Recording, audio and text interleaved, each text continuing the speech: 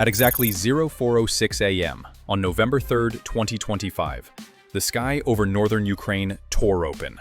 42 caliber cruise missiles and 18 Lancet one-way attack drones, together priced well above $160 million, came barreling toward Kharkiv, Chernihiv, and Sumy, a cold corridor that shelters more than 3.2 million civilians.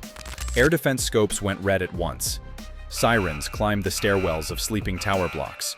Crews sprinted to consoles slick with condensation. One order cut across every net and headset and bunker intercom. Bring all batteries online. Patriot launchers exhaled white thunder.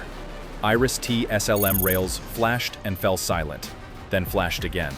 The first intercepts bloomed high and brittle in the thin pre-dawn air. Drones were torn apart into sparks and carbon snow. Several missiles died in the long arc to the cities. 6 didn't. In under 14 minutes, apartment slabs folded along their rebar seams. Factory roofs peeled like tin washed in firelight. And a maternity ward in Chernihiv swallowed a direct hit that cracked its glazing into a million knives. 38 were killed. 127 were wounded. 19 newborns and 11 medical staff among them. A nurse ran a burning corridor with 2 infants tucked beneath her coat, while oxygen rushed past her like a howl, and the flame chased it down the hall as if it could remember their names. 14 substations and 312 transformers failed in a chain reaction that looked almost mathematical on the grid map. 400,000 residents lost heat as the mercury slid below -1 degrees Celsius, and the street lamps gave up, one by one. Fire crews fought with slurry scraped from snowbanks, and a courage that never looks cinematic when you see it from 5 meters away. At 04:21 a.m., a final warhead found an unmarked UAV facility outside Sumy, a $93 million complex that had been welding a future together in composite and code. 12,000 square meters went flat in a breath. Fuselage shells, unlabeled, clean, fell a half-mile downwind, tapping roofs like hollow hail. When the first light crossed the cloud ceiling, satellite sensors counted 112 heat signatures still burning across the region. This wasn't a military operation in any moral sense. It was a message written for the cold months ahead.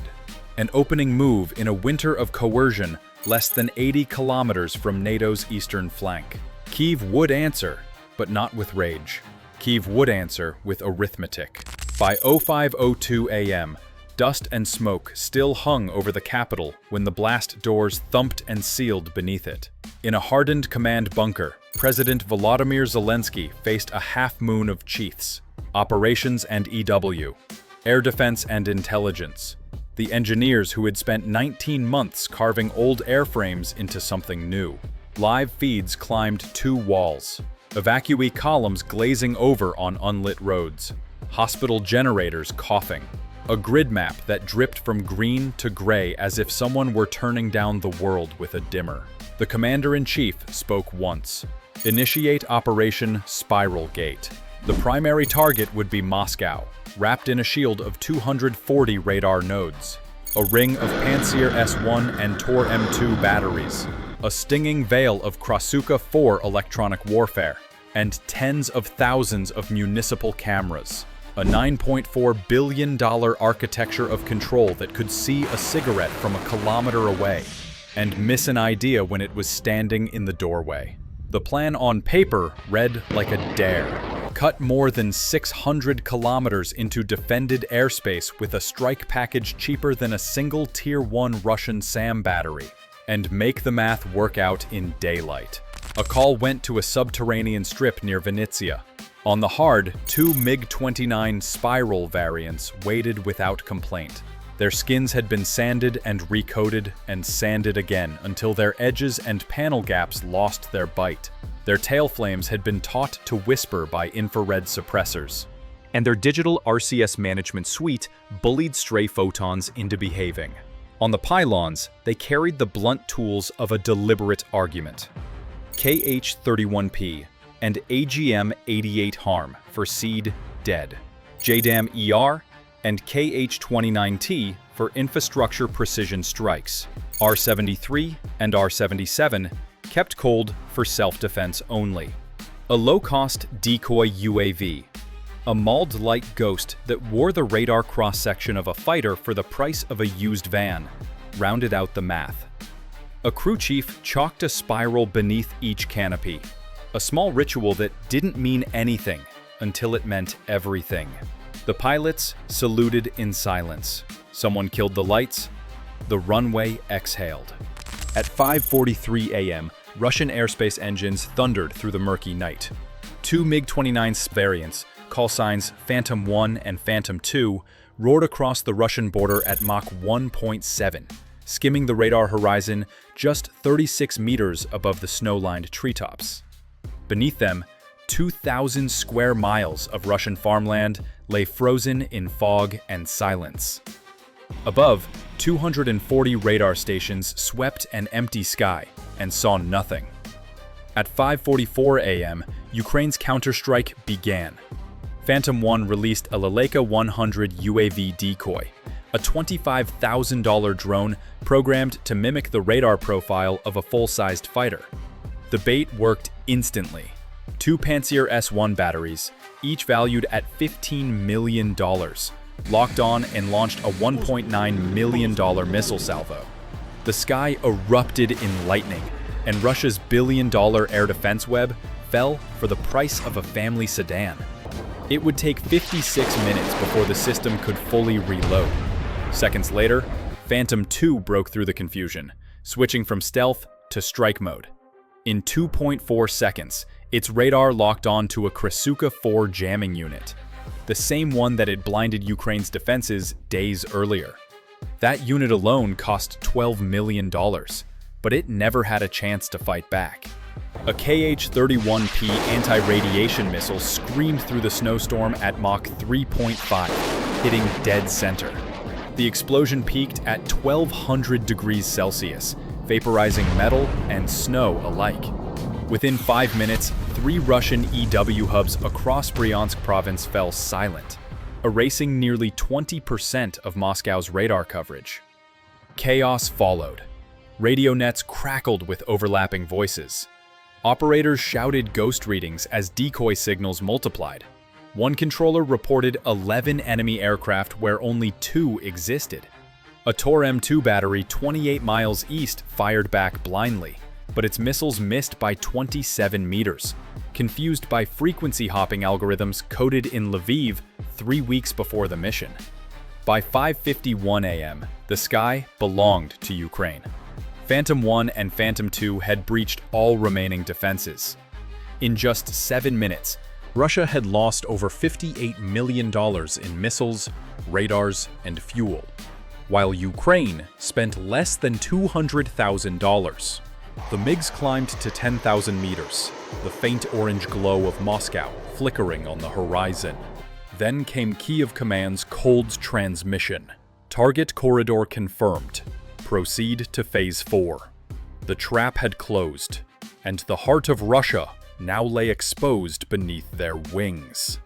They thought the worst was over, but behind that radar blackout, something far deadlier was coming. Stay with me. The real battle for Moscow begins now. 5:53 a.m.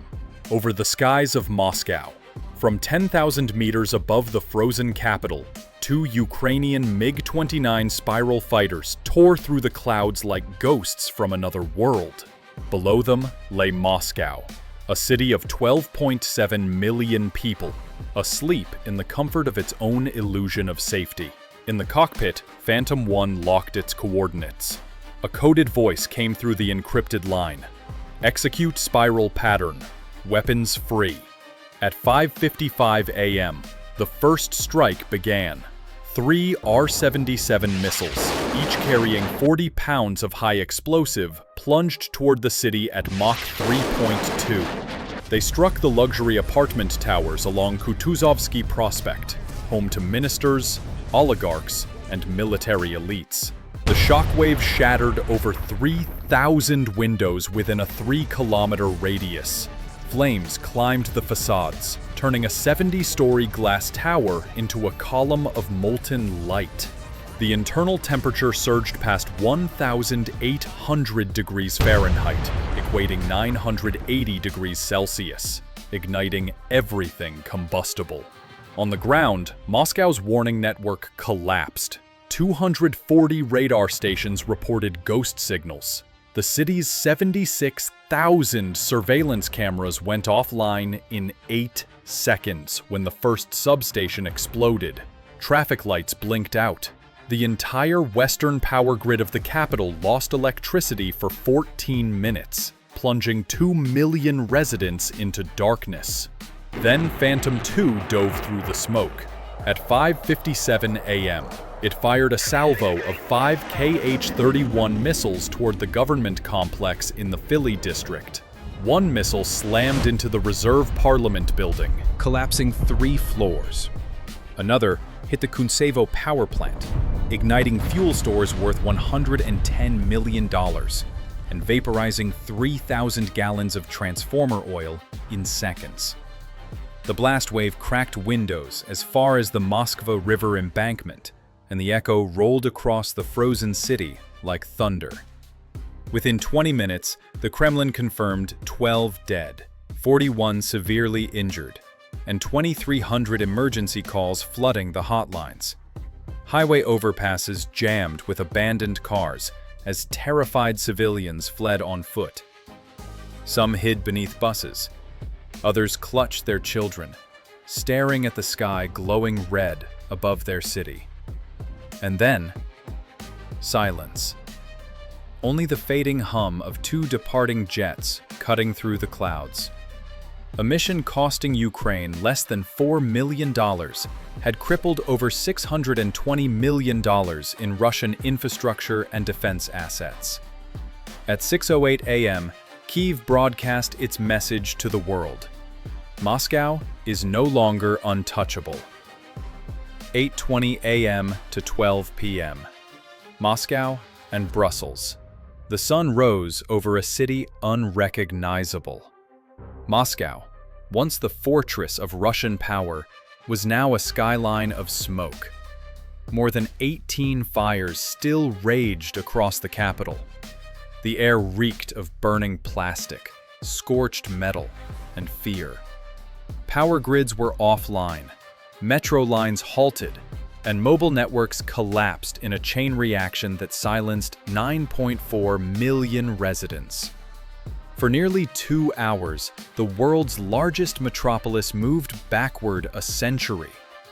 At 7:10 a.m., the Kremlin's emergency command system failed to reconnect with 8 major military bases around the city. Communication between fire brigades and police froze for 17 minutes. A mid-air scare unfolded when 2 civilian airliners received no instructions from ground control, one narrowly avoiding collision over Domodedovo airspace. Inside a bunker beneath Red Square, President Vladimir Putin faced his generals. Reports confirmed 18 dead, 103 injured, and over $1.2 billion in immediate structural losses. But independent analysis later suggested a figure closer to $2.8 billion, including $620 million in military equipment destroyed. The room fell silent as he muttered, "This is war," before signing a retaliatory order that would never be executed. The command lines were still down. At 9 a.m., NATO's Crisis Response Council convened in Brussels. No condemnation of Ukraine came. The alliance expressed concern, while the United States quietly approved another $800 million package for long-range UAV production. Poland and the Baltic states authorized Kiev's aircraft to operate through their airspace for defensive measures. Then came Zelensky's televised address from the underground command center. There are no safe skies for those who bomb hospitals. Moscow is no longer beyond reach. Hours later, a leaked NATO intelligence brief circulated through Western media. A $1,800 drone exposed the vulnerability of a $500 billion defense doctrine. By noon, the fires in Moscow had dimmed, but the message burned across the globe. The age of massive armies was fading, replaced by innovation, precision, and willpower. You can build walls of steel, the report concluded. But history always finds a way to fly through the cracks. By nightfall, the fires over Moscow had turned to embers. What had begun as a blizzard of missiles over northern Ukraine ended as a lesson written in smoke over the Russian capital. The world had witnessed a turning point, not of armies, but of ideas. In less than 24 hours, 2 MiG-29s, worth less than a tenth of a single Russian S-400 battery, had crippled over $600 million in assets, silenced radar systems spanning 3 provinces, and exposed the fragility of an empire built on fear. For Ukraine, it was not just revenge. It was proof that innovation could outmatch intimidation. The figures were staggering. $420 million in Ukrainian losses avenged by a counterstrike costing under $4 million. The ratio defied logic and rewrote military textbooks overnight. Defense analysts called it the cheapest strategic humiliation in modern history. Across Europe, power brokers whispered about a new kind of warfare. One fought not in trenches, but in circuits, frequencies, and code. The Pentagon's own report circulated quietly through Brussels. Steel walls and nuclear shields can't defend against imagination. As the smoke cleared, Ukraine mourned its dead in candlelit streets, while Moscow counted its broken glass. But in that fragile stillness, one truth echoed louder than the explosions that preceded it. The era of brute force had ended. In its place rose a new reality, where a $1,800 drone could puncture a $1 billion defense, and courage could travel faster than sound. Because, in the end, you can silence cities, destroy power grids, and bury truth beneath propaganda. But you can't bomb an idea whose time has come. If you found this analysis insightful and want to support more in-depth breakdowns like this, don't forget to like, share, and subscribe to the channel. And hit the bell icon so you never miss the next unfolding conflict.